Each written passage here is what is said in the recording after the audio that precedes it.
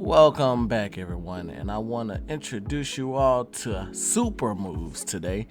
And I'll be showing y'all how to do the very first move ever, the Hadouken. And after this, you should be able to do it once you go into practice and do it. This is for classic. For modern, it's normally just one button, so this is for my classic users. So let's just hop right in. Alright, so what you're gonna do is stroll to the practice tab, and I want y'all to click on character guide. The character we're gonna be using is of course the OG himself, Ryu.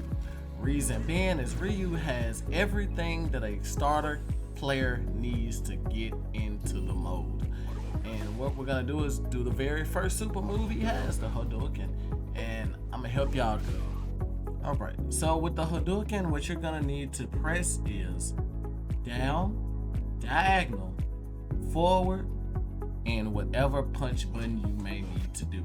So you can actually come in here and see the directions there. That's down, diagonal, forward, and the punch button. When you first start out, I'm not gonna lie, you're gonna mess up. A lot of us do because we want to press it in that order. But what I've learned is I use thumbstick, or you can even use the pad on a controller. Just do it in one motion. That's down, diagonal, forward. If you're using thumb pad, it's just a roll of the thumb. If you're using D-pad, it's actually the same thing on there as well. Just make sure that when you press forward, you're also pressing the button that goes along with it, whether it's light, medium, or heavy, like we talked about earlier. So also I want to talk about OD moves, or what is called overdrive moves. They're a more powerful variation of your super moves. So it's the exact same thing, except for now you're gonna press multiple buttons while you're also doing the down, diagonal, forward. As long as they are the same value, meaning a heavy punch can go with a medium or a light, and the light and the medium can go together as well. Just make sure you do those same inputs and you press them together, okay? The next input I want y'all to learn is forward, down, diagonal, or in Ryu case, his Shoryuken move, which we call the Dragon Punch, or DP, which is good for anti-air. This input can take a lot of time because majority of people that start this out get it confused with the Hadouken motion. But you're gonna press forward, down, diagonal, and the action button of your choosing, whether it's light, medium, or heavy, like we talked about earlier.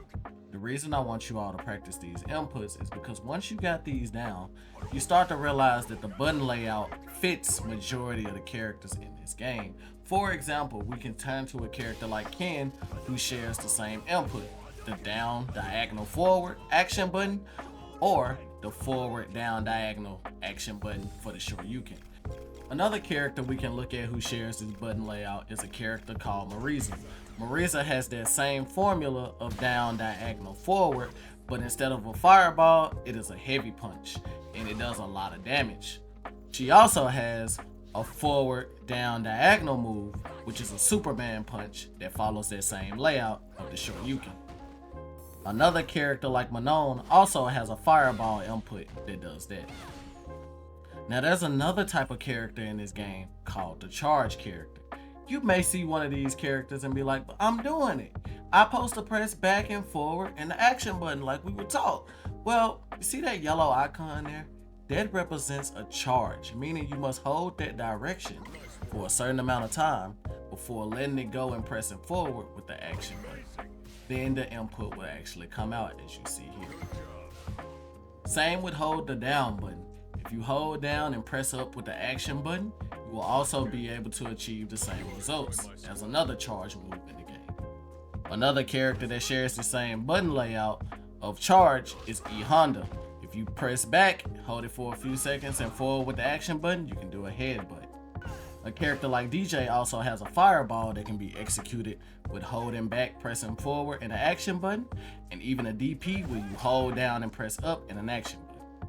But what if your opponent sees you walking back or holding down to see what you're doing? Did you know you can also throw a fireball from holding down as well? That's right. For those that have been paying attention, if you hold diagonal, it represents as you either holding down and back at the same time. And depending on which one you feel like pushing, you can throw the opponent off by whether you're throwing out a DP or fireball. The last thing I want to talk about is the grapple character. You may be trying these different inputs that I've been showing you, the down diagonal forward, or the forward down diagonal, or even charge, and you realize, well, they're not doing anything. But that's because they have a different type of button layout. Check this out. So I'm gonna introduce you guys to the around the world is what I like to call it. Pretty much you're making a G shape with the buttons that you press, but you must press an action button or you will jump in the air, as you see I did there.